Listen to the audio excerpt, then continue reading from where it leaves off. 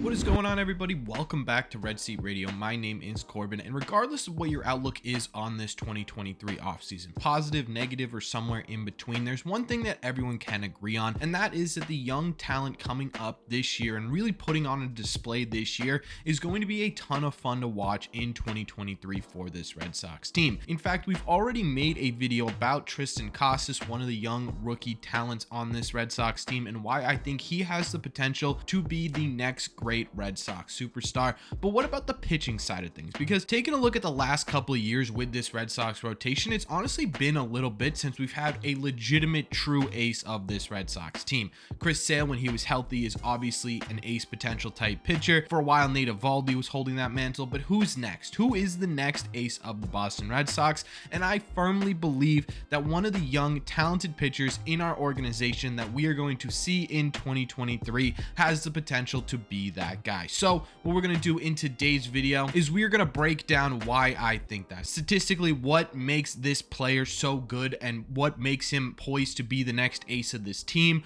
what his role on the 2023 Red Sox may look like, and what key components of his development should we be focusing on as fans to watch him develop at the major league level. But before we get into that, do me a favor, make sure you guys have hit that subscribe button if you haven't already. If you're new here, we talk Red Sox content almost every single day. Also, make sure you guys have hit the like button on this video as well. Helps these videos out a ton, and it would mean a lot to me. Thank you all very much for clicking on this one.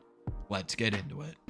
I mean, it should be fairly obvious who I'm talking about in this video at this point, but if you haven't figured it out yet, I think the next ace of the Boston Red Sox is going to be Brayan Bello. Now, Bello made his major league debut in 2022, and I think it was a little bit premature than what the organization would have liked to have made his debut at, but because of the injuries that was in literally the entirety of 2022, everyone on that team got injured at some point, he made his debut. Now, in 11 starts in 2022, Brayan Bello on the surface had a 4.71 ERA with a 90 ERA plus, which alone would be about 10% less productive than the average pitcher in baseball last year. But one stat that really stands out here on his baseball reference page is his FIP, which for those of you who do not know, essentially measures how lucky or unlucky a pitcher got throughout the regular season. Brayan Bello's FIP is sitting at just 2.94. That is a huge difference between the 4.71 ERA that he had in total for 2022. What that indicates is that Brayan Bello got extremely unlucky. We're talking bloop hits, we're talking errors, bad throws,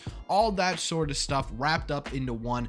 A lot of that was happening to Brayan Bello more than it was happening to other pitchers in baseball based on his FIP alone. Now, this makes a lot of sense because if you take a look at breaking down Brayan Bello's ERA throughout the months that he was at the major league level, when he first debuted, which was in July, Brayan Bello had an ERA of 8.82. In August, his second month in the league, he had an ERA which was less than half of that at 4.66. And in September and October combined, he had just a 2.59 ERA.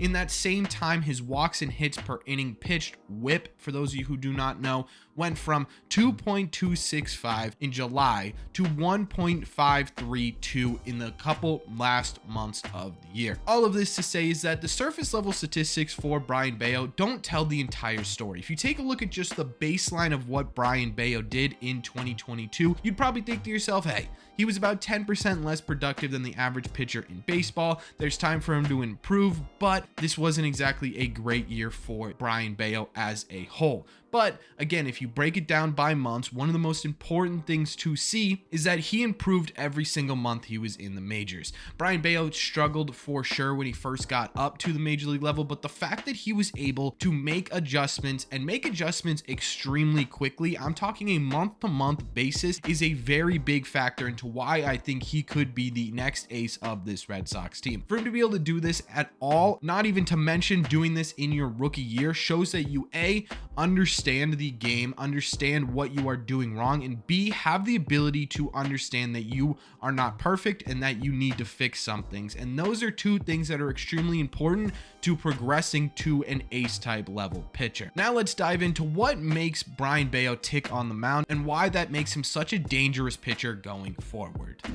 Let's break down Brayan Bello's 2022 by the pitches that he threw. What I mean by that is in 2022, Brayan Bello threw 5 different pitches. His His two most used pitches were a sinker and a changeup, followed by a slider. Now, breaking down the sinker alone, of the 257 different pitchers that threw a sinker in 2022, Brayan Bello was 22nd of all of those in vertical movement. His sinker drops 25.1 inches and moves horizontally 17.2 inches, which, coming off the mound at 96 miles an hour, makes it an extremely difficult pitch to hit.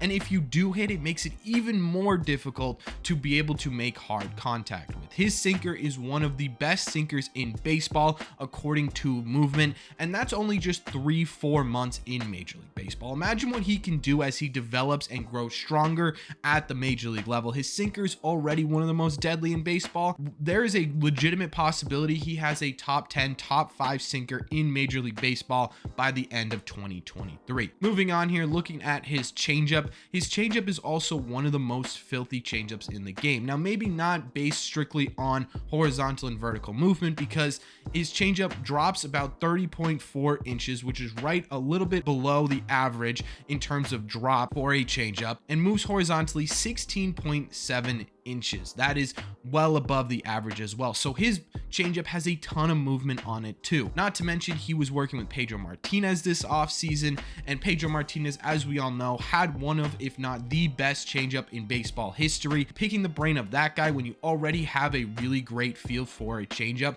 can really only mean good things. The next pitch that he used the most was his slider, and this is the last one we're going to talk about when we're breaking down pitches. His slider moved 39.7 inches vertically between when he releases the ball and when the catcher catches the ball, and moved horizontally about 4.2 inches. So not a ton of movement horizontally on his slider, but still it works at getting weak contact. And again, all of this is to say, breaking down his pitches, looking in depth at his pitches, is to say the dude has nasty stuff.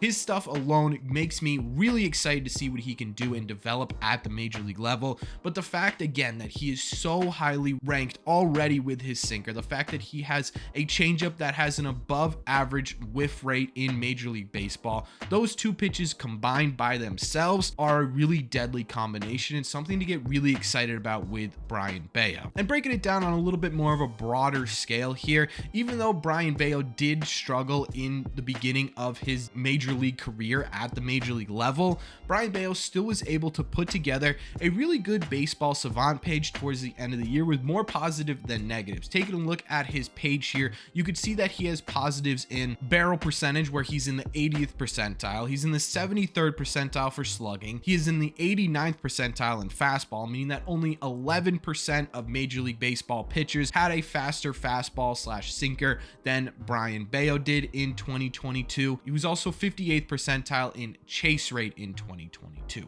There are more here that he is above average on, and that's all really great signs, right? You probably aren't expecting the kid who you really didn't want to bring up this early on in his career to have a baseball savant page where it's all red, right? That's more than likely not going to happen. But the fact that he's above average on most of his baseball savant rankings is a really great sign, because it's something to build off of. And one of the more important things when taking a look at Brayan Bello is his work ethic, right? Like we talked about with his adjustments, Brayan Bello has work to do, but he knows this. We mentioned it already, but Pedro Martinez and him were in the Dominican Republic this year working on pitching. And again, there is quite literally no better mentor than Pedro Martinez when it comes to pitching legends in Major League Baseball, especially when you're talking about a guy who relies a lot on a changeup, and Pedro Martinez's changeup is insane. On top of that too, Pedro Martinez, Alex Cora, both had really great things to say about Brayan Bello and his work ethic and his ability to understand, learn, and try and improve upon his already natural skills at Winter Weekend in 2023. They had a ton of great things to say about Bello, which gets me even more exciting. I trust Pedro Martinez's evaluation. I trust Alex Cora's evaluation, and both of them were pretty much raving about him all weekend long, which is a really, really great sign. Going into 2023, Brayan Bello should be, really he needs to be in the rotation at the beginning of the year. We have a lot of starting pitchers, but Whitlock has a lot of potential. Sale obviously has a lot of potential to come back and make a legitimate comeback, but Brayan Bello, in my opinion, is a guy who could be a full-fledged ace by the end of the year. Now, am I guaranteeing that if he's in this rotation, he's going to have a monster year? He's going to be in a Cy Young candidate, an all-star candidate. He's going to be a guy who's going to opening day in 2024. No, I'm not saying that at all, because obviously there are a ton of variables that can happen. But in my opinion, all of the sort of components, the key components are there to Brayan Bello being a legitimate powerhouse on the mound for this Red Sox team. Either way, I am super pumped to watch the development of Brayan Bello in 2023. Again, he better be in this rotation. The Red Sox haven't really